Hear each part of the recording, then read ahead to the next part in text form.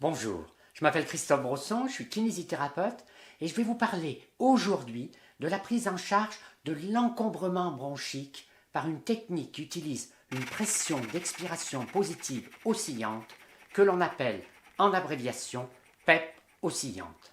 Cette pression oscillante est créée simplement par le souffle de l'utilisateur qui va entraîner la vibration d'une cupule sur laquelle repose une bille en acier.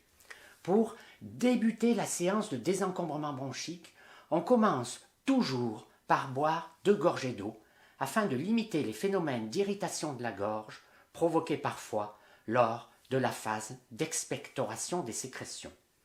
Puis, on va effectuer une manœuvre d'appel qui consiste à faire une inspiration maximale en gonflant bien le ventre, suivie d'une apnée maintenue en se penchant en avant tout en gardant les jambes serrées. Au bout de 5 secondes, on ouvre la bouche, ce qui entraîne parfois une remontée des sécrétions sans effort expiratoire. Ensuite, on va passer à la phase de drainage bronchique.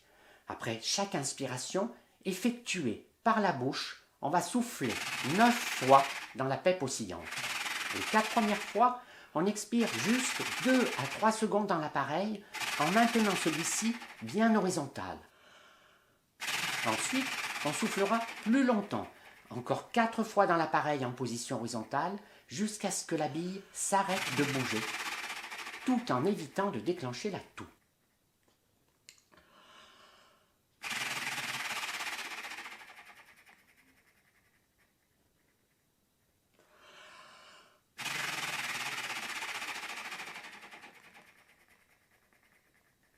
La 9e fois, on inspirera amplement et on soufflera à fond en rentrant le ventre au maximum de ses possibilités.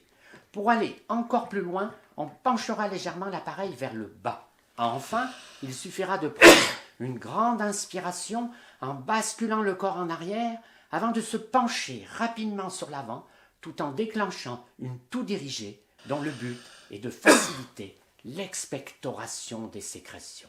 Pour réaliser cette toux dirigée, il faut faire attention à bien fermer la glotte au bon moment pour augmenter la pression de façon raisonnable sans entraîner d'irritation au niveau de la zone laryngée. Cette phase demande une certaine habitude pratique. Si des phénomènes d'étouffement ou de douleur thoraco-abdominale sont déclenchés par les dernières manœuvres, il faudra alors expirer sans aller au maximum de ses possibilités. Dans ces conditions, on devra privilégier une technique d'évacuation des sécrétions plus douce sous forme de raclement pour ne pas déclencher la toux. À la fin de chaque séquence de désencombrement, il faut toujours vérifier la couleur des sécrétions, car si celles-ci sont translucides ou de couleur blanche, il n'est souvent pas nécessaire de continuer. Par contre, si elles ont un aspect coloré, jaune, verte ou marron, il faudra sûrement prolonger la séance. La séquence qui comprend le fait de boire 2 gorgées d'eau, la manœuvre d'appel inspiratoire avec apnée, les 9 expirations dans une PEP oscillante, suivie par une toux dirigée ou un raclement, sera classiquement répétée 1 à 5 fois en fonction de la sensation d'une éventuelle présence d'encombrement.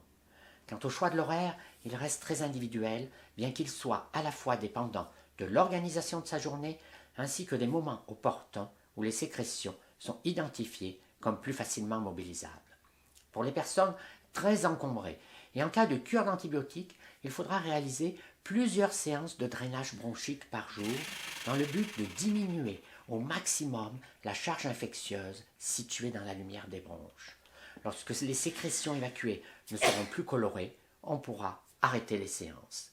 Mais il ne faut pas oublier que la technique spécifique que nous venons de décrire ne représente que 50% de la prise en charge de l'encombrement bronchique. Les autres 50% résultent d'une activité physique pratiquée de manière régulière et hebdomadaire, au minimum de 2h30 par semaine, l'optimum étant de 5 heures par semaine, et comme il n'y a pas de maximum défini, libre à vous de faire plus.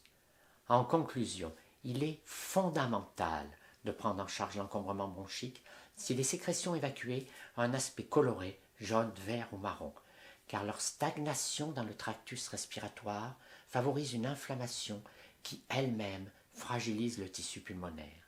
J'espère que ce petit film vous permettra de passer des jours meilleurs et des heures moins difficiles.